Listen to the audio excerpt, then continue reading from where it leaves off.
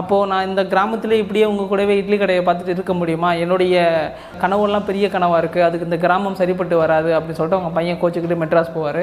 மெட்ராஸ் போயிட்டு கஷ்டப்பட்டு உழைச்சி பேங்காக் போயிடுவார். பேங்காக்கில் பெரிய செஃப் ஆகிடுவார். ஒரு பெரிய முதலாளிகிட்ட வேலை பார்ப்பார், பெரிய ஹோட்டலில். அந்த முதலாளியோட பொண்ணை அவர் லவ் பண்ண ஆரம்பிச்சிடுவார். அந்த முதலாளியும் இவருடைய நேர்மை, இவரோட உழைப்பை பார்த்து அதுக்கு ஓகேவும் பண்ணிவிடுவார். ஏன்னா வருங்காலத்தில் தான் பையனுக்கு ஒரு பேக் போனாக இருப்பார் அப்படின்னு சொல்லிட்டு நம்பி இது பண்ணுவார். அந்த முதலாளி கல்யாணத்துக்கு அரேஞ்ச் பண்ணிடுவார். கல்யாணம் 2 நாளில் தன் பொண்ணுக்கு கல்யாணம் அப்படின்ற லெவலுக்கு போயிடும். திடீர்னு ஊர்லேருந்து ஒரு ஃபோன் கால் வரும். வந்தால் அப்பா இறந்துட்டாங்கப்பா அப்படின்னு சொல்லுவாங்க. ஸோ இவர் போயிட்டு அந்த முதலாளிக்கிட்ட இந்த மாதிரி நான் ஊருக்கு போயிட்டு வரேன், எங்கள் அப்பா இறந்துட்டாங்க அப்படின்னு சொல்லுவார். சரி, அப்போ அவர் முதலாளி சொல்லுவார், சரி நீங்கள் போயிட்டு எல்லா காரியமும் பண்ணிவிட்டு வாங்க, பட் 2 டேஸில் வந்துடுங்க, கல்யாணம் இருக்குது, கல்யாணத்துக்கு பெரிய பெரிய விஐபிஸ்லாம் இன்வைட் பண்ணியிருக்கோம், அவங்க கல்யாணம் நின்று போச்சுன்னா என் மான மரியாதையே போயிடும், தயவு செஞ்சு போயிட்டு எல்லாம் முடிச்சுட்டு வந்துடுங்க அப்படின்னு சொல்லுவார்.